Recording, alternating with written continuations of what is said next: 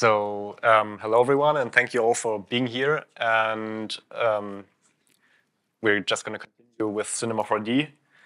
And thank you, of course, Maxon and FGA for inviting us. And you might be wondering, who are these guys here? So we're going to introduce ourselves really quick. My name is Marco Friedrichs. I'm a German 3D artist, and I work for Styleframe, and I joined the team 1.5 years ago.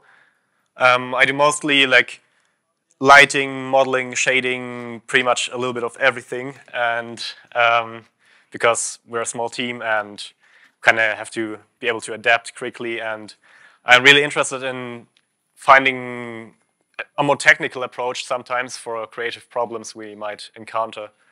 And yeah. Hi, I'm Andre. I'm a 3D generalist at Styleframe, and I specialize at rigging, animation, and compositing. And I've been at the studio since almost the beginning, since 2015. And I dive really deep into cinema sometimes and find new approaches to tools that are already available there, and find new ways to use these tools and help us make fast setups to iterate. So who's Styleframe? Styleframe is a design and animation studio that was founded in 2014, so it's pretty young, and is based in Frankfurt, Germany. We are a small team of 6, and we do everything from VFX to conception and production of motion design videos. And I'm just going to show you our showreel, and then we're going to talk about some of the projects and the challenges we had and how we solved those.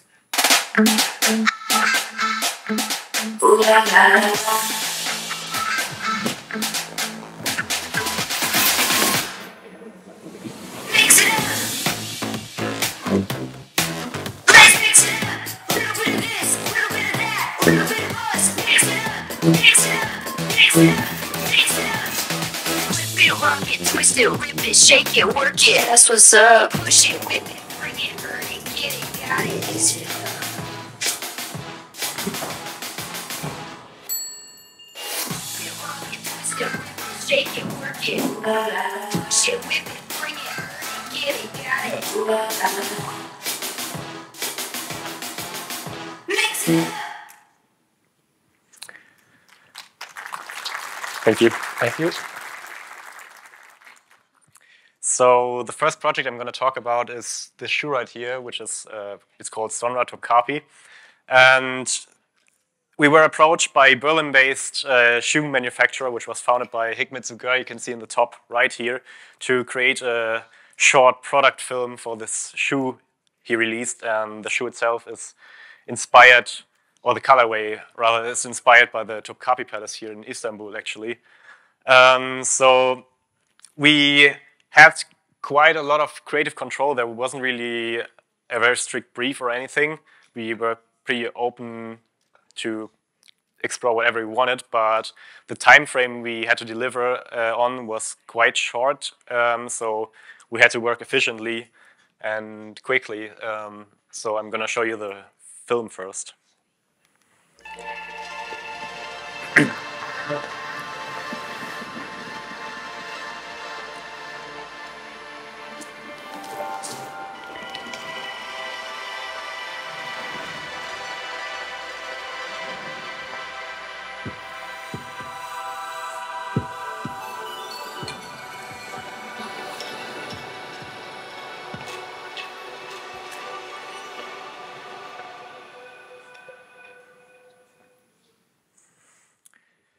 So as the time was quite short, we wanted to get started right away. So, but before we could get started, we of course had to create a model of the shoe somehow. And Hikmet sent us the shoe itself, and we used a technique called photogrammetry to create the 3D model of the shoe using reality capture. And how that works is we basically just took pictures from every imaginable angle of the shoe, and we ended up with a set of pictures. I believe there were around 280 total images. And then we were able to feed those images into reality capture, which is a photogrammetry software. And from those pictures, it was able to align them and create a 3D point cloud out of the pictures. And from that, we were able to generate a mesh. But as you might see here, the soul is missing because we didn't take any pictures from the soul.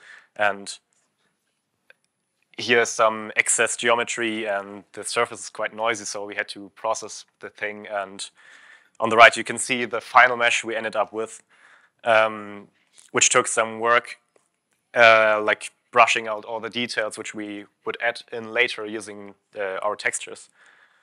And one thing we also had to do is completely rebuild the soul. We could have probably used photogrammetry as well for that, but we figured out that the quality wasn't to our satisfaction, so we decided to just model it by hand. And the way we did that was actually quite simple. We pretty much just took a picture from the bottom of the sole and traced the outline of the shoe and hand-placed all of the individual circles you can find on the sole. And then using Cinema 4D's bend deformers and FFD deformers, we were able to bend the whole thing in shape and match the curvature of the bottom of the shoe. And then we could get started animating, and we wanted to highlight all the different components and materials of the shoe, and one of which was the sole, which I think is quite unique.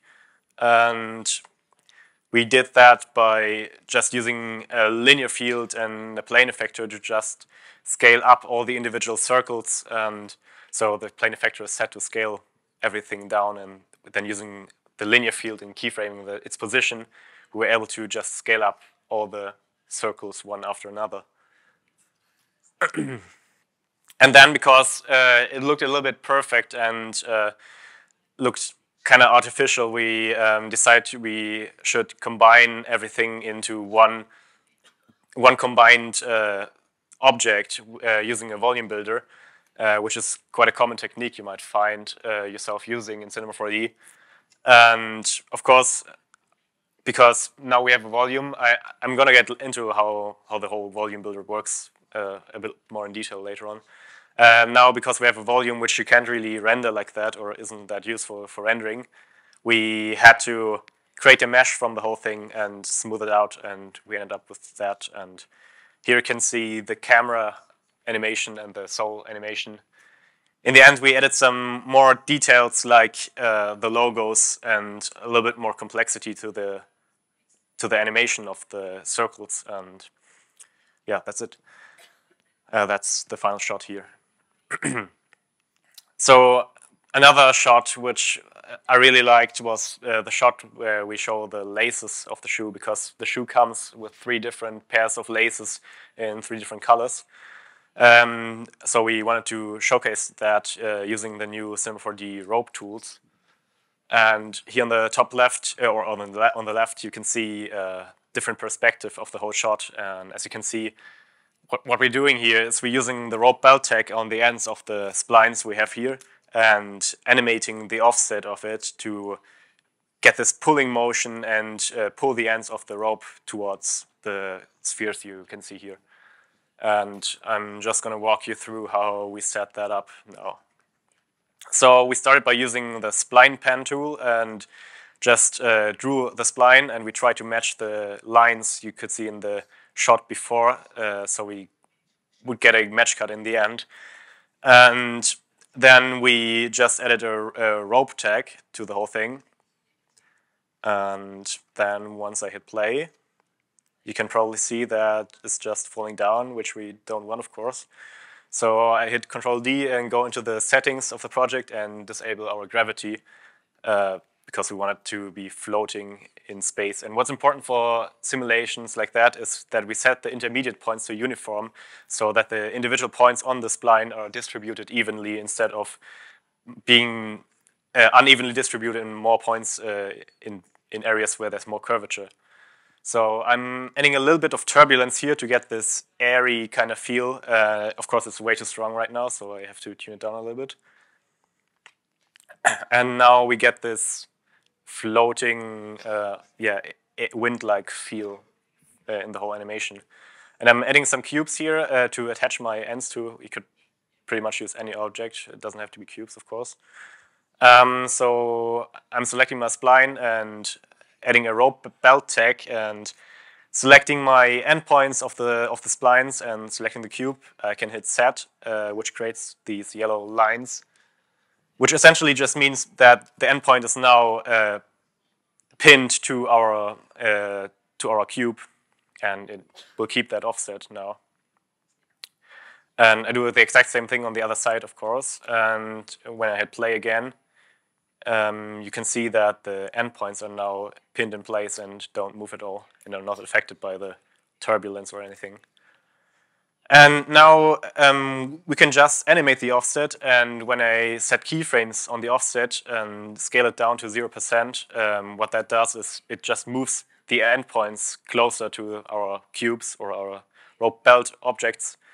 And you can see those yellow lines are getting scaled down, basically, and we get this pulling motion we want. In the end, of course, we had to do some more fine-tuning and play with the simulation parameters to get the right look we wanted to achieve. And then we could sweep the whole thing and get something like a shoelace now. And yeah, the final shot looks something like this. We, of course, had the 3 different ones instead of only one now, and 2 different camera perspectives. And Andre's going to continue now. Oops. I'm going to talk about our next project, which is First Colo, where we had the challenge of visualizing a new data center they were building.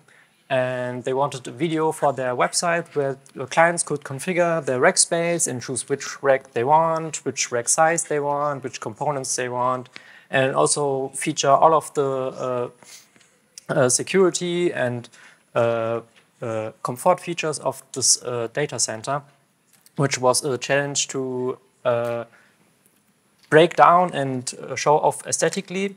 And I'm going to show you the video, and after that I'm going to talk how we tackled one of the biggest challenges of this video.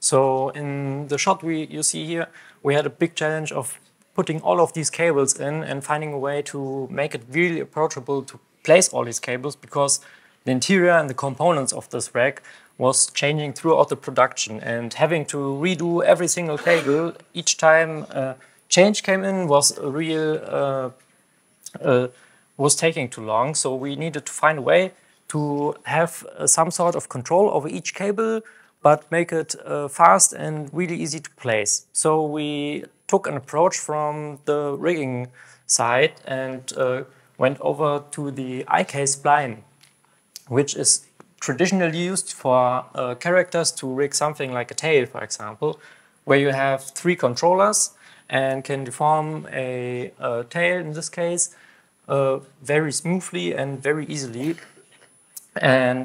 But in a character, you usually have joints which drive the deformation. And to get a smooth deformation, you need a lot of joints. But instead of rotating each joint, which would be either too complex to set up or would take too much time, you can just use the IK spline tag, and the joints will follow the deformation of the spline and have as much controllers as you want, or as few controllers as you want, and save you very much time with this. But you don't need to use the joints with it. You can just use it for deformation of the spline. And here I'm going to show you how we set up the cable rig. In this case, I'm using a Bezier spline, and to get the more control over each point and each tangent. Then I'm adding the IK spline tag, putting in the spline we just created, and adding in the end a null instead of a joint end. Because we don't have any joints, we want to deform with this. And you can just create some controllers at the bottom and change the shape to have a better visual over how each point is rotated. In this case, I'm using the pyramid because it shows the flow of each point very nicely. And then I'm going to try it out here. And as you can see, each point is rotated very smoothly between each point. And now I'm going to create a rail spline, which is then used for the twist of the cable and also the twisting of the plug we are going to attach next. And to get the rail spline, I just duplicate everything we created, make the controllers a child of each null we had before, and then offset those nulls in the Y in this case to have the spline rail above the main spline we had. And after creating this, I will append the plug using the align to spline tag, and setting this align to spline tag to tangential gives me the rotation of each position of the spline and applying it directly to the plug. So it always follows the rotation of the spline anywhere it is on the position of the spline. But we can also input a rail in there and it will follow the rail rotation. So it always will point towards the rail position of the rail we defined. And I'm just putting it in, instead of putting the tag directly onto the null, onto the plug, I'm putting it as a child in a null to have more flexibility in positioning it and rotating it how we need. And we could also animate it in this approach. And here you can see it follows the rail. When we twist the controller and also rotate it, it always faces the same direction. And now I'm going to add the sweep, which will make this a cable with a mesh. And I will add a flower profile in this case to better showcase the twist of the cable. And we can add the rail spline also into this sweep object by disabling the use rail as scale. Gives us only the twist of the rail spline. And if we then rotate one of these controllers, you can see the twist follows along the spline from each point very nicely and gives us very nice deformation with just a few controllers. And we also had a few more complex cables, which were some double cables for our rack. And it was pretty easy to create those cables with this approach.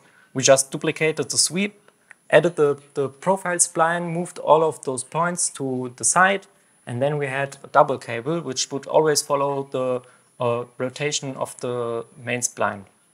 And as you can see, it always sticks where it should belong, and it doesn't intersect if you don't overcrank the rotation. And a quick tip for rigging is also that you can use the interaction tag to make positioning of your controllers really fast. So you can apply this interaction tag to meshes, and you have the ability to disable the viewport selection in there. And then you can just use the live selection tool, select your controllers that you want to move, and then you have really a fast approach to setting up your controllers instead of having to going through the hierarchy and selecting what controllers you want and what meshes you don't want. And here's a quick video of how we set up the cables in the rack. We just used the top, front and side view and already had our plugs positioned. So we just drew a spline from the plug up through the row of the rack, added controller points and added a spline. And once we had one cable set up, we could just copy the setup moved the controllers over to the side and had already a fast approach to positioning and art directing where each cable would go, and also having a fast approach for animating the cable. And here's a quick overview of how many cables we actually had to do in the final version of the rack.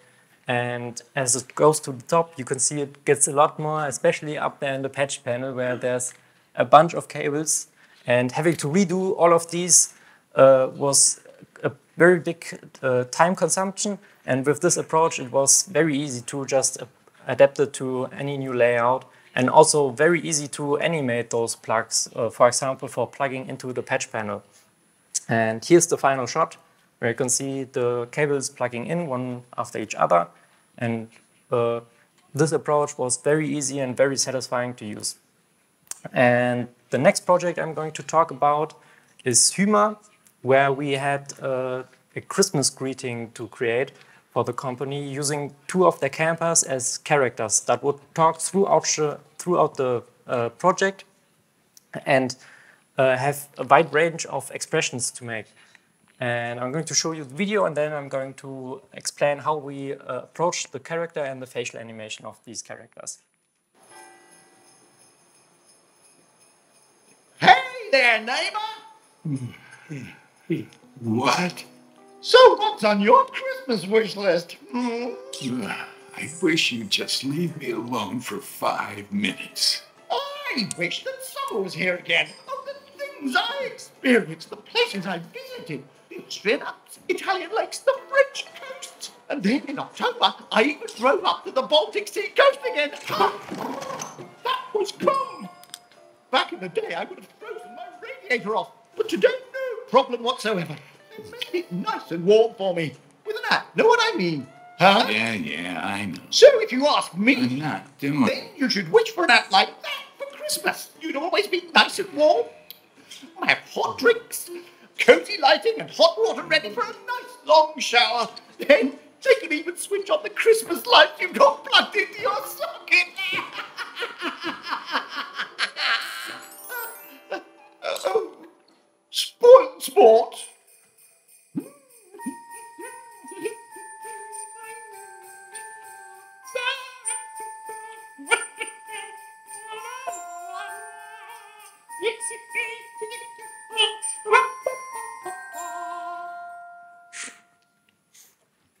And at the time, Maxon Moves app was very new, and we had the pleasure of using this app and just using our phone and pointing it at our face and capturing our face with it. And it gave us all of the facial animation we needed, and we just let the audio play, moved our faces with it, and as you could see, you can get a lot of range of the expressions there. And you can easily import it into Cinema and set it up. So here's how we did it. First of all, you need obviously blend shapes of your own, and we had to model the bumper of the car into a mouth and then make all of these blend shapes you can see on the right. And to get a wide variety of detail in the facial animation and a wide variety of expressions, we need a lot of blend shapes for this. And at the bottom left, you can see the Maxon Moves object. And when you import it, you have the ability to expose a blend shape tag and get all of the blend shape parameters from it, which are a lot more than we needed because it also has eyelids and cheeks and jaw movement, which we didn't need. We only needed the mouth itself, and also not every single expression of the mouth because we, for example, didn't have a frowning face, so we just ignored those blend shapes.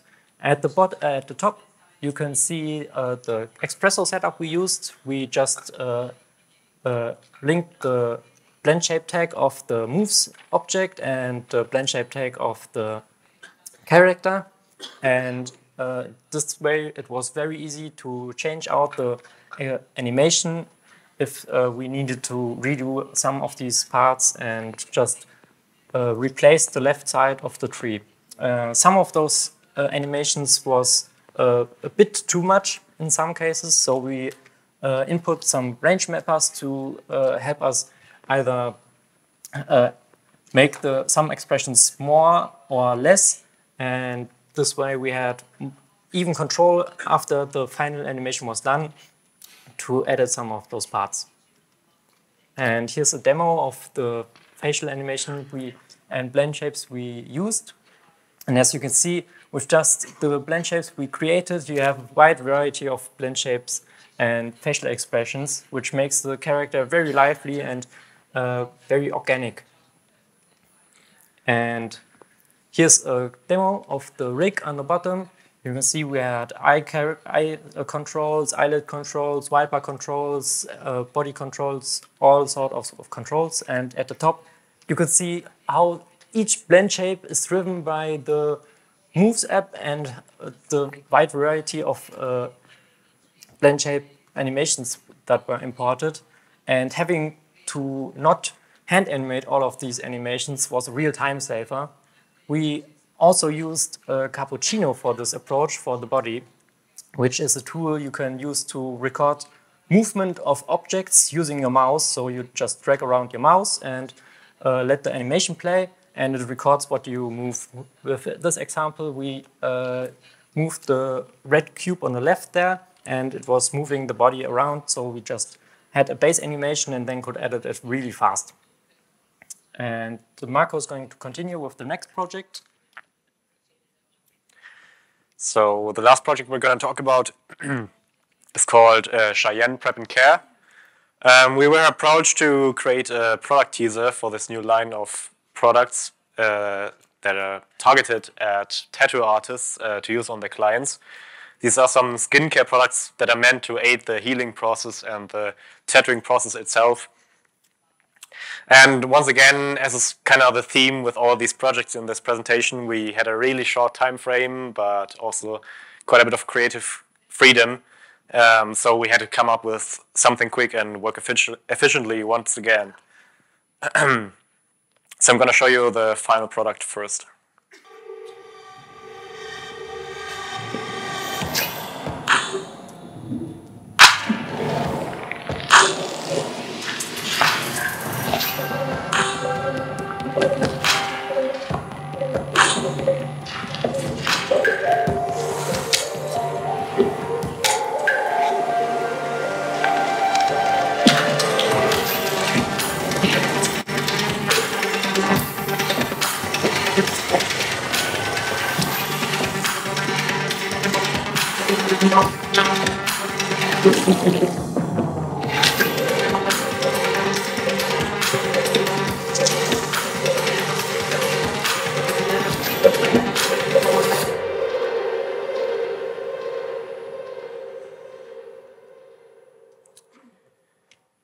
So this is the first shot I'm going to talk about from this film, and kind of the goal of the whole film was to showcase kind of skin getting smoothed out in a kind of abstract way, like an abstract representation of skin in a way, often using rocks, and in this case using this sort of landscape that's made of the product itself. So here you can see a top-down view of the whole scene. And as you can see, as the product is sliding across the surface, it's kind of spreading this flat, slightly geometric, random pattern, and it's flattening the whole area here. And we did this using vertex maps to drive some displacement, and the first step was to just attach a spherical field to our product itself and to create this sort of circle around our product. And the vertex map kind of works like a mask in Photoshop. So basically where there's yellow, these parts are flattened, and where there's red, you have the displacement. So now this looks a little bit boring with just a circle around it. That doesn't really work. So to make things a little bit more interesting, we added a layer of decay on top to get this sort of trail, which kind of makes a bit more sense since it's leaving behind a little bit of this flatness, I guess. And but that's just so subtle, and so we had to add some growth to it like that using the freeze modifier. with the mode set to grow.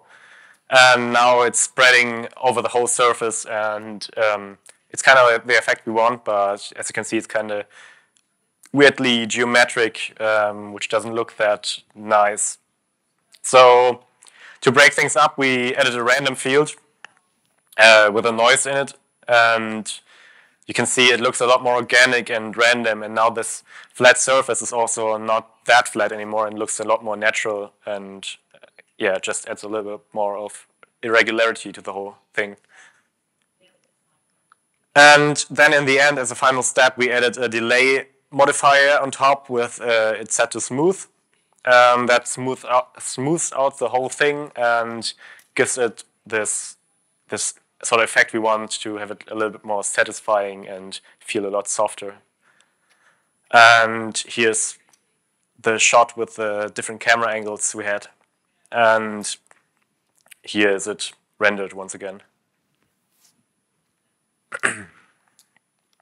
So one thing we did was to just save time and try to avoid using like fancy techniques like simulations and stuff like that. And to do that, we try to keep our setups really simple and often also reuse the same techniques, as you can see in this shot, where we pretty much do the exact same thing, that we drive displacement using a vertex map and this sort of growth effect. And the shot that comes before that is the one where the bubble detaches from the oil. And we did that by just using some very simple spheres. As you can see, even the resolution isn't that high. And then, as I told you before, we're using the volume builder once again, which is in a way kind of your bread and butter when you use when you try to create these sort of deforming effects and these organic shapes without having to do complex simulations or modeling. So now we have a volume, which for those who don't know is kind of like, you could imagine like a grid of 3D pixels that represent the geometry. And as you have this faceting effect because of the low resolution of our spheres, and it doesn't really look like liquid at all, we added some smoothing on top to kind of combine everything and merge it together and smooth out the whole thing, and now we have really round shapes, which looks quite nice. And then once again, we need to convert it to a mesh to be able to render it, which we did by using a volume measure. And since the product we are showcasing here is an oil, which is really glossy, we need to have really perfect and straight reflections on it. So using the volume measure, we got some slight artifacts which didn't look that nice when rendered. So we added some smoothing on top additionally. And then here's the final shot once again. So for this shot, it's also kind of the same thing that we try to avoid using simulations, as you might be tempted to use soft bodies for something like this, where you have these bubbles deforming onto our geometry. And it's actually just way simpler than that. We just use some collision deformers on our bubbles. And using the volume builder once again and the Z-remesher, we were able to get this really nice and easy on the hardware, easy to calculate collision geometry. You can see in the top left, which was quite fast to compute. And we saved that just so much time, so much more time than if we try to simulate everything here. And thank you so much for listening to us. And that's pretty much our presentation. If you have any questions, feel free to approach us later on. And here you can see our Instagram handles if you want to give us a follow. Yeah, thank you so much. Thank you.